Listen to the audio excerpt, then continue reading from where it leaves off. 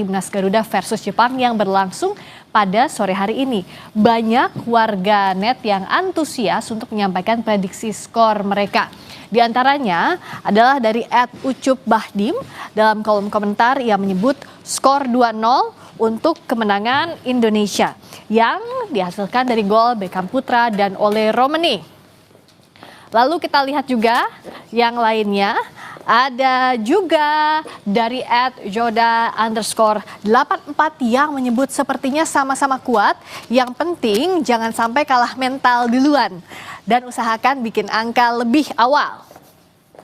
Lalu selanjutnya ada dari @hariputraananda di kolom komentar cukup banyak menganalisanya. Ia mengulas tentang timnas Indonesia dan Jepang yang sama-sama ingin unjuk gigi di laga kualifikasi Piala Dunia. Jepang dinilai akan menutup pertandingan dengan kemenangan. Sementara timnas Indonesia juga tidak kalah akan unjuk gigi dengan rotasi pemain yang jarang tampil dan diharapkan bisa membawa kemenangan. Prediksi antara Jepang dan Indonesia adalah 3-1.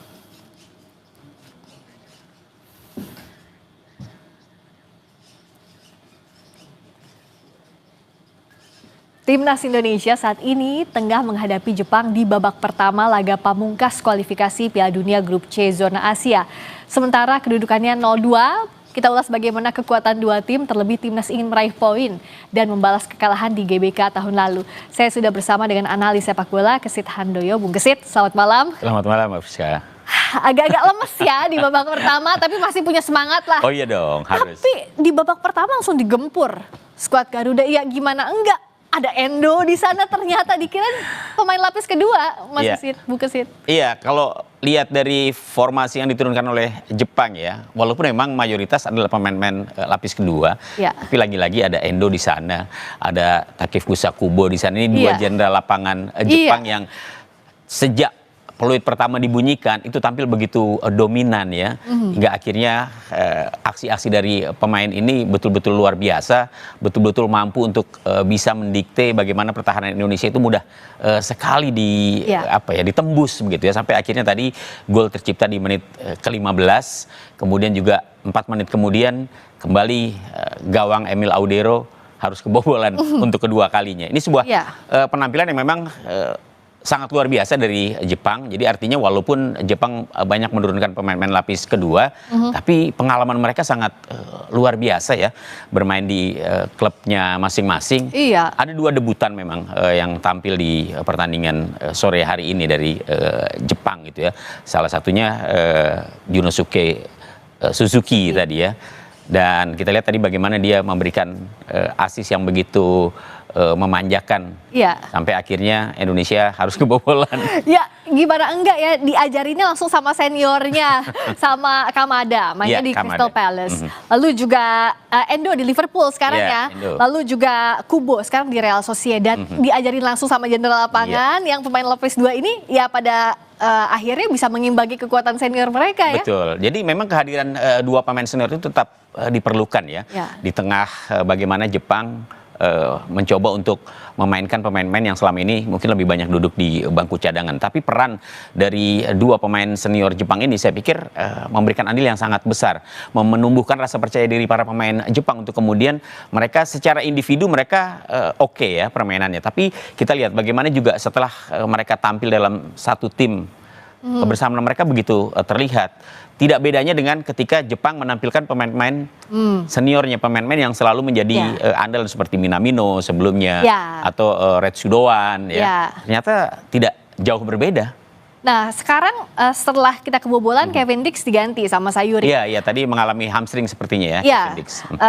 Akhirnya performanya juga jadi nggak maksimal. Ya rotasi ini mau nggak mau jadi pilihannya Patrick ya, Coach. Ya mau tidak mau ya, dan posisi itu memang pada akhirnya diserahkan kepada Yakob Sayuri yang memang di pertandingan pada saat menghadapi China dia tampil sebagai starter, sementara Kevin Dix saat itu tampil sebagai pemain cadangan. Dan kalau kita lihat bagaimana aksi-aksi dari Kevin Dix sepanjang 19 menit pertama lah tadi, memang sulit ya untuk bisa keluar melakukan penetrasi karena hampir seluruh pemain Jepang itu mengurung lini pertahanan Indonesia. Kita bahas satu persatu ya, Iya. gol pertama dan gol duanya Jepang.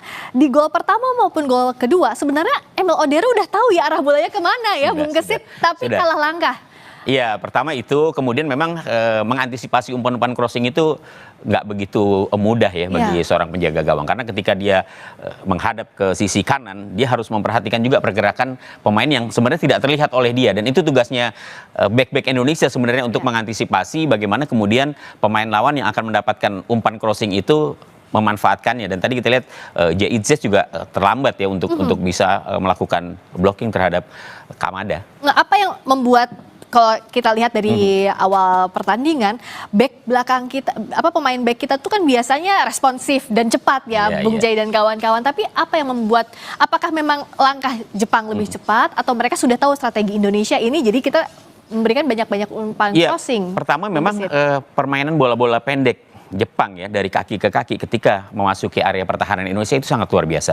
Kita lihat pada saat misalnya menghadapi Australia kemarin, itu Australia juga backnya betul-betul dikurung ya, dan aksi-aksi pemain Jepang dengan satu sentuhan, dua sentuhan, crossing, kemudian mencoba untuk meliuk-meliuk memasuki kotak penalti, itu memang keunggulan yang dimiliki oleh para pemain Jepang. Dan tadi kita lihat bagaimana para pemain belakang Indonesia, J.I.Z, Hapner seperti kesulitan untuk bisa mendikte pergerakan pemain-pemain Jepang. Padahal biasanya mereka ganas di pertahanan kita. Betul. Ya. Tapi situasi memang cukup sulit ya bagi pemain-pemain Indonesia di tengah agresivitas yang begitu tinggi yang diperlihatkan oleh pemain-pemain Jepang.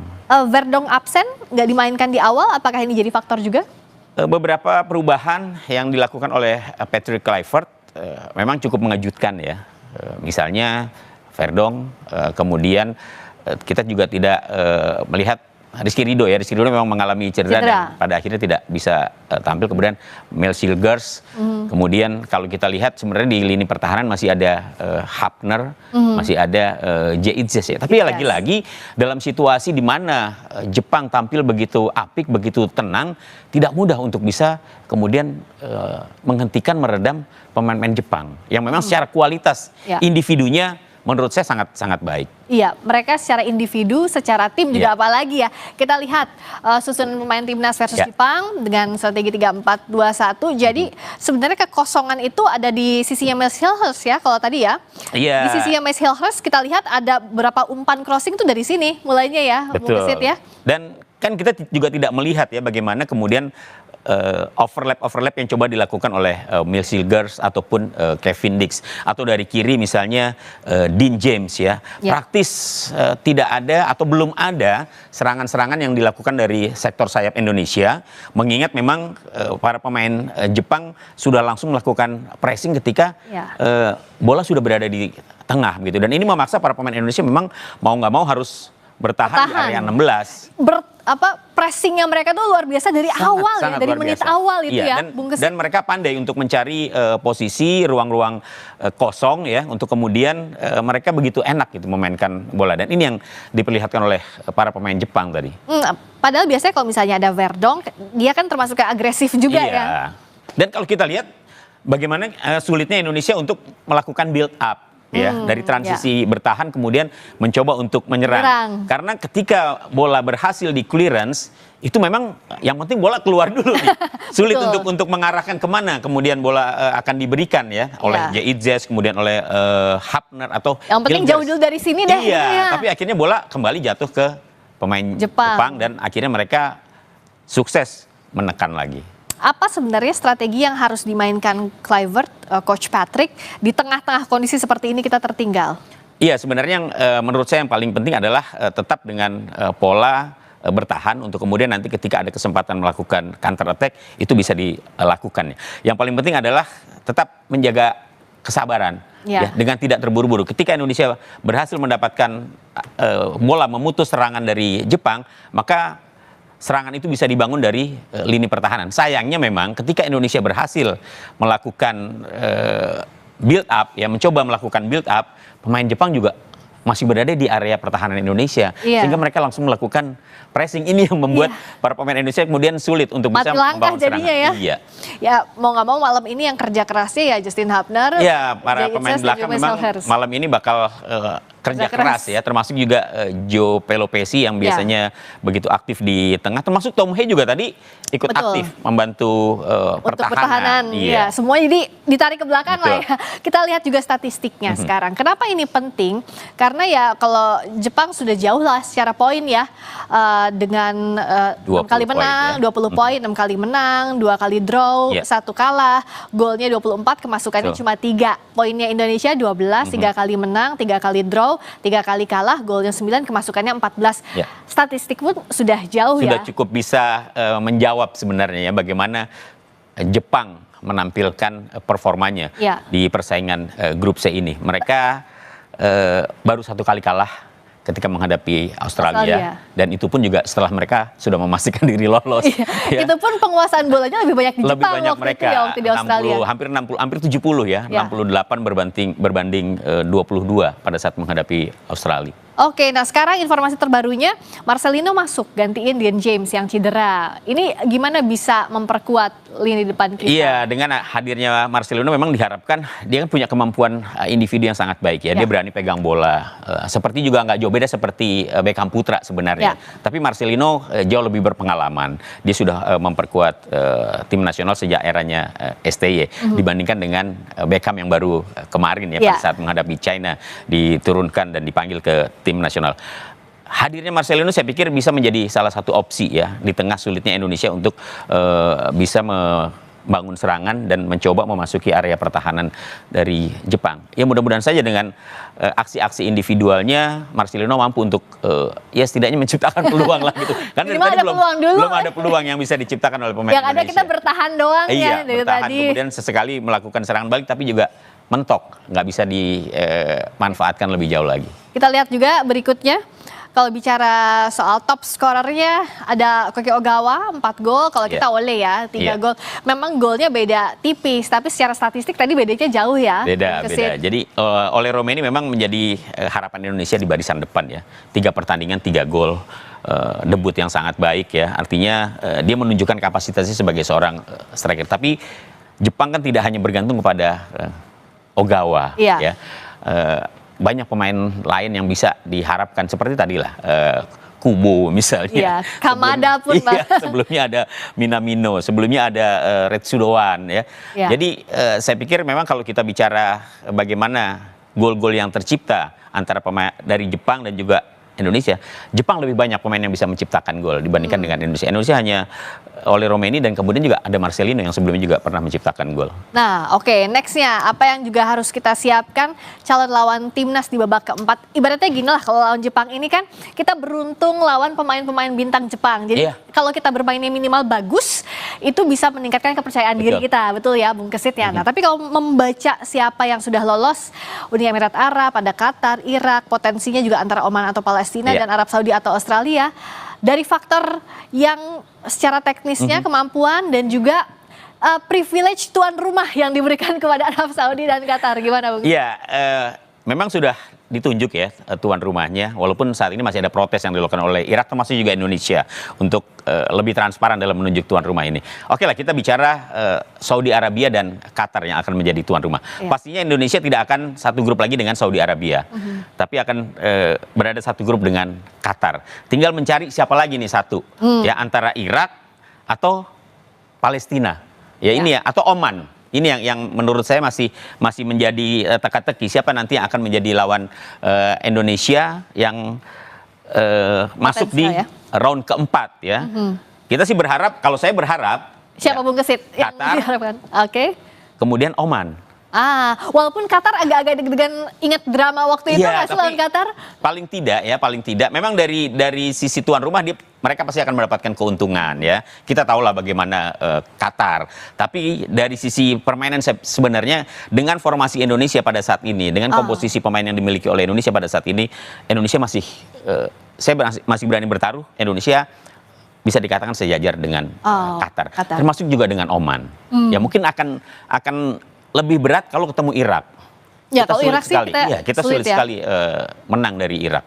Jadi mudah-mudahan aja kita bertemunya dengan Qatar. Kemudian Oman. Tapi kalau lawan Qatar ini artinya kita harus kelihatan banget menang mutlak ya. Nggak ada kesempatan buat Qatar yang guling-guling di lapangan gitu ya, drama-drama. Kita tahu lah bagaimana mereka memainkan dramanya setiap kali tampil di kandang sendiri. Tapi kalau kita ya udah pasti menggempur, nggak ada kesempatan dan harus sabar berarti kalau lawan mereka ya. Iya, harus sabar. Kalau tidak, mereka kan pandai sekali memprovokasi begitu ya. Para pemain Indonesia seharusnya sudah hafal dengan kebanyakan para pemain dari Timur Tengah yang ya kadang-kadang pandai memprovokasi, pandai memainkan drama. Tapi dengan kematangan saya pikir pemain Indonesia seharusnya sih tidak kemudian mudah terpancing ya kalau nanti bertemu dengan mereka. Kemarin terbukti waktu lawan Tiongkok di titik putih saat momen krusial aja mereka udah bisa menguasai begitu ya. Itu kan pengalaman berbicara dan kemudian bagaimana juga para pemain sudah hafal dengan trik-trik yang biasanya dilakukan oleh pemain lawan. Nah, sekarang kalau lawan Jepang apa yang bisa kita harapkan? Ya setidaknya nggak terlalu ketinggalan jauh aja udah bersyukur. Iya. Ya harapannya ini pertandingan memang sudah tidak menentukan, Mbak Friska. Artinya mau menang mau kalah tidak ada urusan lah. Tapi buat Indonesia menurut saya sangat penting. Kenapa? Jepang adalah tim kuat. Jepang sudah memastikan diri lolos. Posisinya ada di peringkat ke-15. Artinya kalau kita bisa mendapatkan pengalaman bertanding dengan Jepang, itu akan sangat berharga bagi para pemain. Setidaknya menambah menit bermain. Kemudian bagaimana pelatih terutama juga menganalisa ketika ketemu dengan tim-tim kuat seperti Jepang. Jadi banyak sekali manfaatnya ketika kita menghadapi tim sekelas Jepang. Ya apapun hasilnya lawan tim sekelas Jepang sih hal yang positif buat kita ya. Secara individu pun melawan Endo, melawan Kubo kapan lagi ya kalau nggak di momen ini. Ya walaupun kita juga punya pengalaman ya ketika kita kalah 0-4 di pertemuan pertama di Jakarta. Terima kasih banyak. Bung Kesit, kita masih terus dukung lah sampai selesai pertandingan ini. Tetap semangat juga Bung Kesit, terima kasih. Dan saat lagi kami juga masih terus akan menganalisis bagaimana pertandingan Indonesia melawan Jepang. Jangan kemana-mana, tetap di Sapa Indonesia Malam.